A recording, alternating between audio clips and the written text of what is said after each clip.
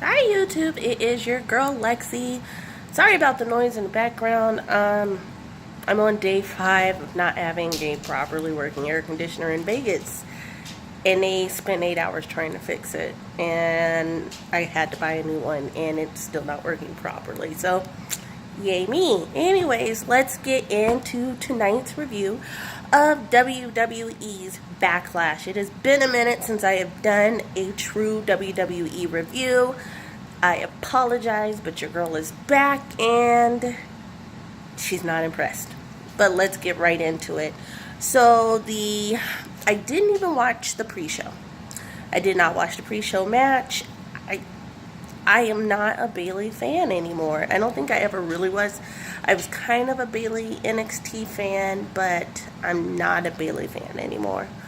Um, so let's get into the opening act. Opening act, and I do have my notes, so if I look down, I'm reading my notes because I want to give you guys the best review possible.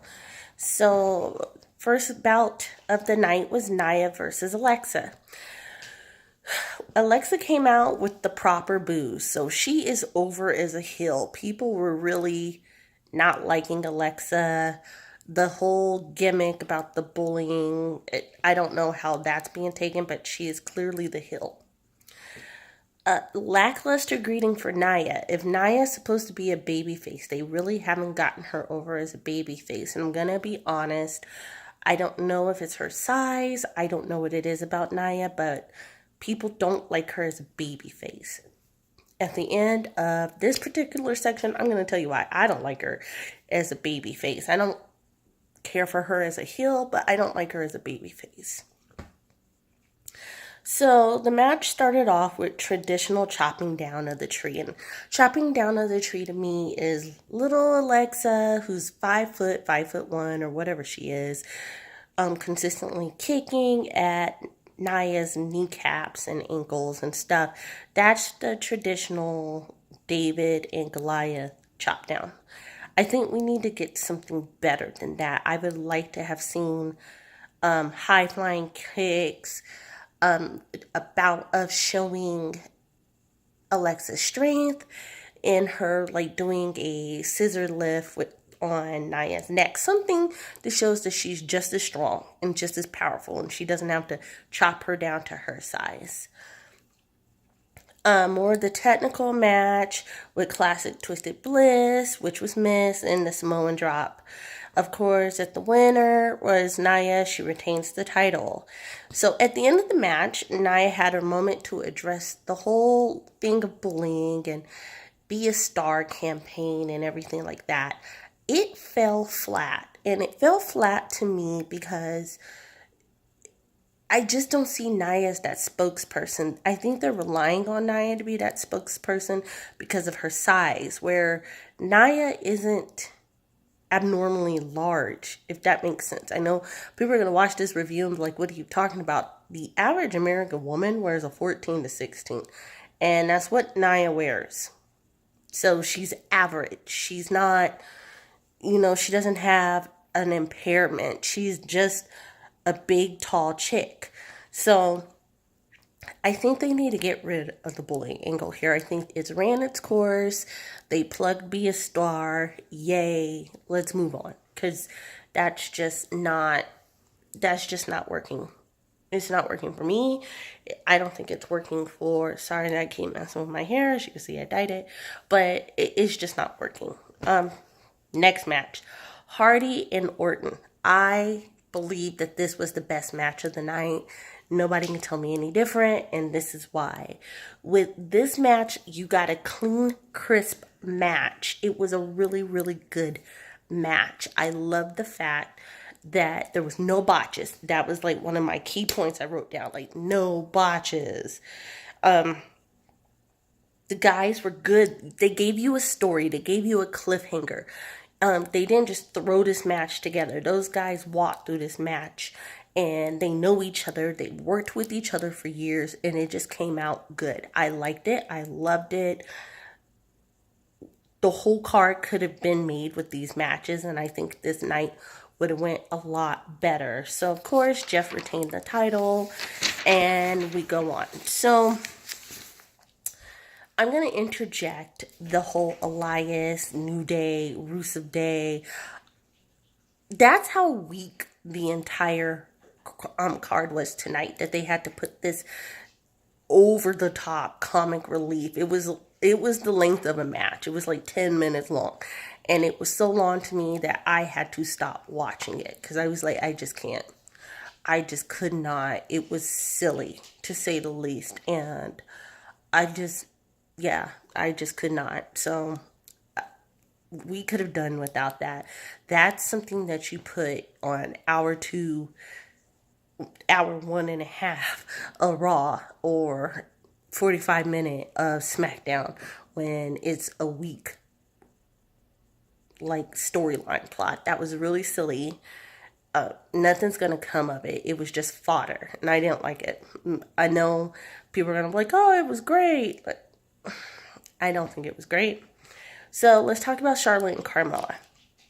Charlotte was met with a mixed reaction, and I think that's because nobody really likes her as a face. I don't like her as a face. Maybe you like her. I really do think that she needs to turn heel again. When she turned heel, she had so much heat on her, but she delivered that heel. She was such a good heel. People loved getting behind her, and I think that's where we need to be again. Carmella, of course, Staten Island. She was the hometown favorite. The match starts with Carmella flouncing and screaming outside of the ring. I'm over that. Princesses do not just scream and click their heels. There are some pretty badass princesses out there. Think Moana, think Cinderella, if we got to go Disney with it, let's think of all the, there is no bratty princess. So her with this kicking and the screaming and the annoying thing, let's get over that. Let's write her some better material, guys.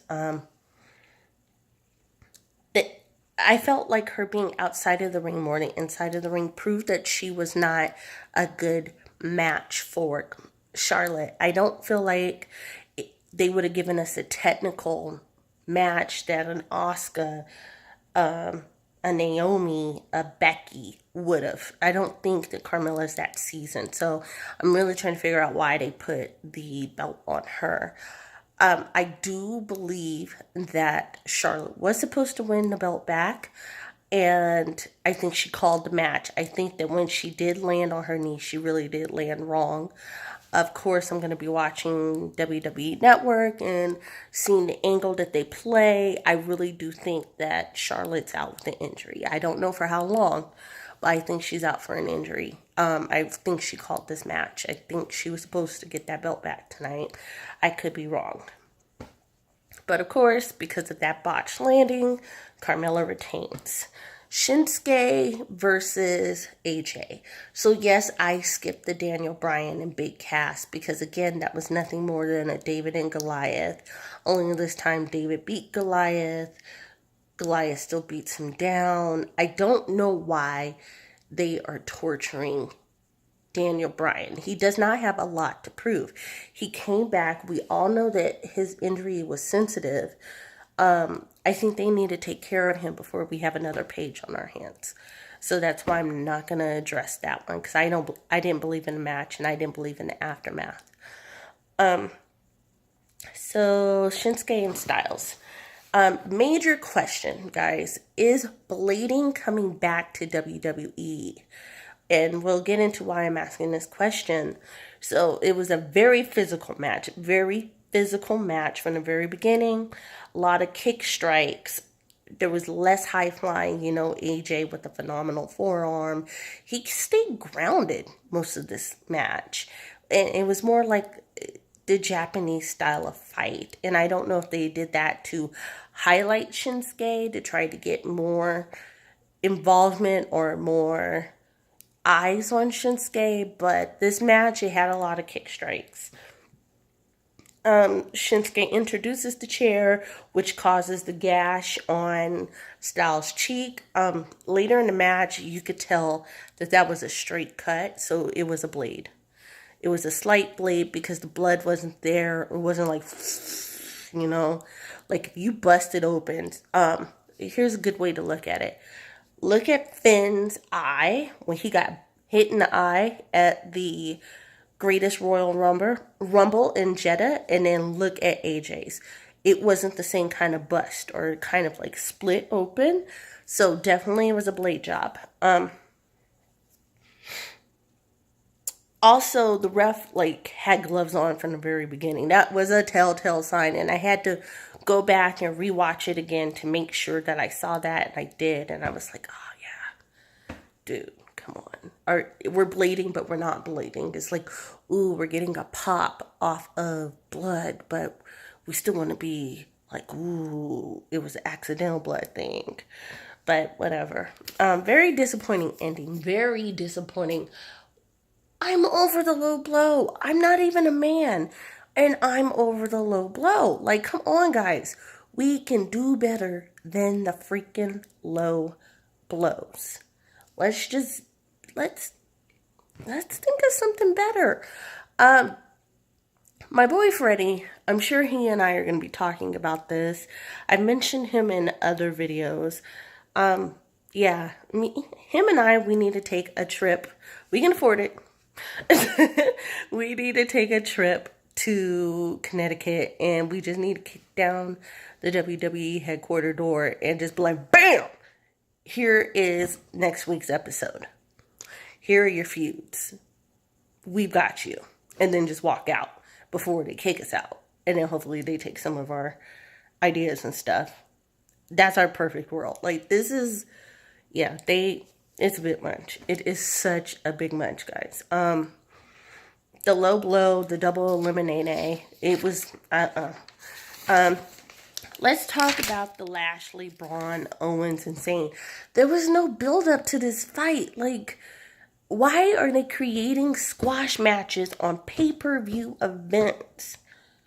If I paid my $54.99, I didn't. I have the network. But if I had paid $54.99, I would have called my local cable, DirecTV, Dish Network, whomever, and asked for a damn refund. If I want to watch a squash match, I will go down to the local YMCA. If I want to watch a squash match, I will watch it on YouTube. I am not going to pay $54.99 for a freaking squash match, no matter who the names are in there. And the main event was a squash match, but we're going to get into that in a second because it's going to be a very short review on that one. Bobby Lashley, I know that they are trying to build him up and they're trying to give him a story. You could tell because they were giving out random fun facts about him. Like, oh, his dad was a drill sergeant. That's why he is so focused in the ring. Like, nobody cares that his dad was a freaking drill sergeant. No one cares. No one cares. So why are we... Let's talk about his tenure in WWE. Let's talk about him being in the indies. Let's talk about that. Let's talk about, I mean, his move with the I have vertigo thing with, that's a lot, guys. That is a lot. And yeah, that's a lot. So, of course, Braun, get these hands. And Lashley win, woo, over Zayn. Zayn and Owens need to collaborate with the writers and come up with a really good storyline. Those guys are main eventers, and they're not just main eventers for squash jobs. They are really good main eventers, and they deserve more. That's my theory. So let's go into the Roman Reigns and Samoa Joe. Samoa Joe, if you ever come across this, you are so much worth more than a freaking jobber to Reigns. You should have monkey stomped Reigns into the ground. You should have been like, yeah. It should have been that. Because that is redunculous what happened. Freaking dunculous what happened.